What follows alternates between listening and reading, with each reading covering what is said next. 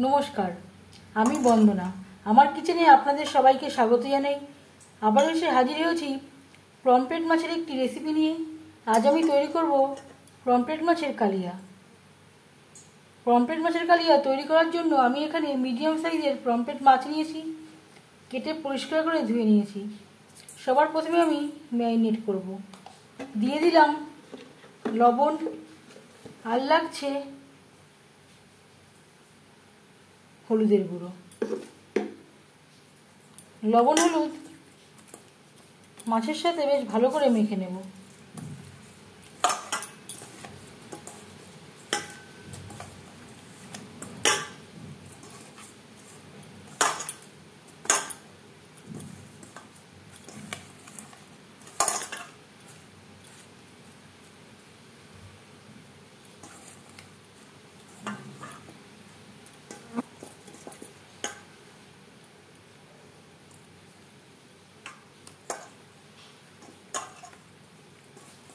লবণ হলুদ মাছে বেশ ভালো করে মেখে নিয়েছি।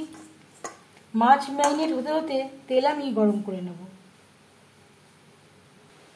রান্নাটা করবো রিফাইন্ড অয়েলে। আপনারা চাইলে যে কোনো কুকিং অয়েলে করতে পারেন। 5 চামচ রিফাইন্ড অয়েল গরম করে নিয়েছি। এবার দিয়ে দেব ম্যারিনেট করে রাখা মাছ।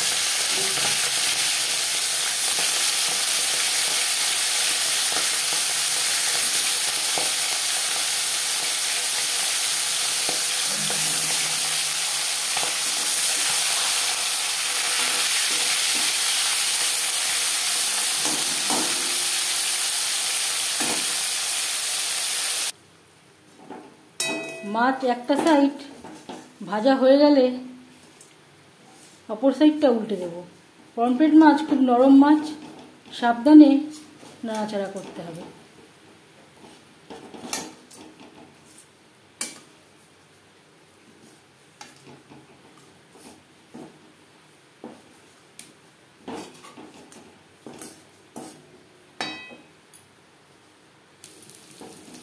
মাছ ভাজা হয়ে গেছে, একটা পাত্রে উঠিয়ে নেব। যেহেতু পমফ্রেট মাছ একটু নরম মাছ, তাই আমি কড়া করে ভাজলাম। আপনারা চাইলে হালকা করেও ভেজে নিতে পারেন।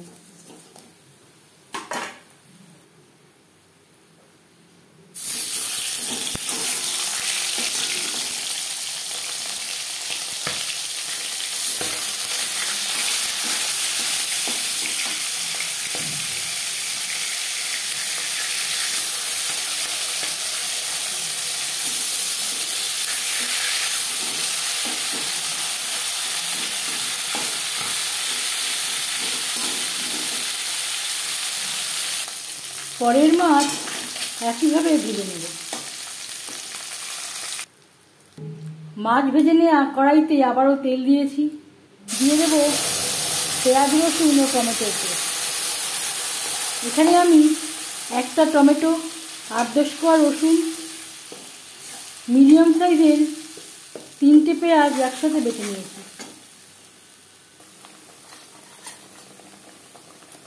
আর লাগছে আদা বাটা, কাঁচা লঙ্কা বাটা। আমার কাছে তৈরি করা ছিল, তাই আমি এভাবে ব্যবহার করছি। আপনারা চাইলে একসাথে বেটে নিতে পারেন।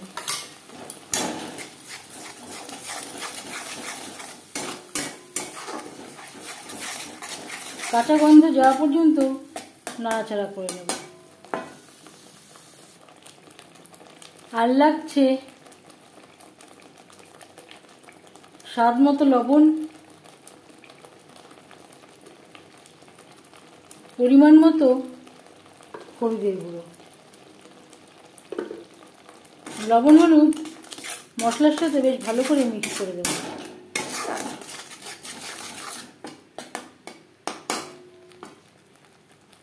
আমি একটু গোটা রেখে বেটে নিয়েছি, একেবারে মিহি করে আমি বাটিনি।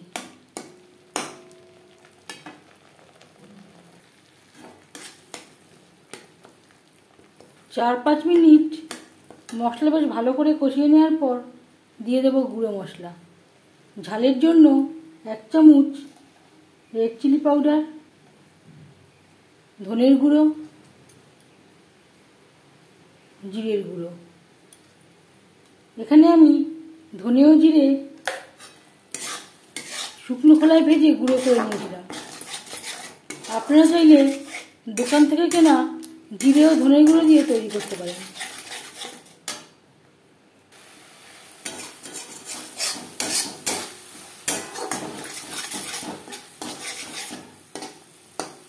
এক দু মিনিট নাড়াচাড়া করে নেওয়ার পর দিয়ে দেব মশলা ধোয়া জল, যাতে পুরো মশলাটাই অ্যাড করতে পারি।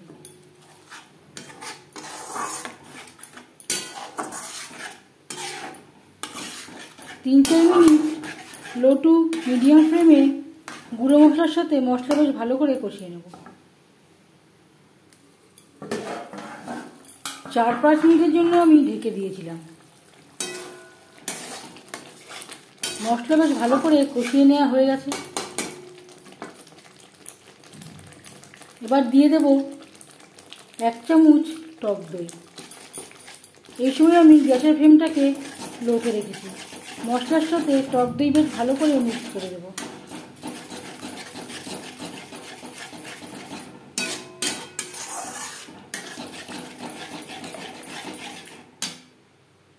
এক দু মিনিট নাড়াচাড়া করে নেওয়ার পর দিয়ে দেব জল। জল কতটা অ্যাড করবেন সেটা সম্পূর্ণ নির্ভর করছে আপনার উপর।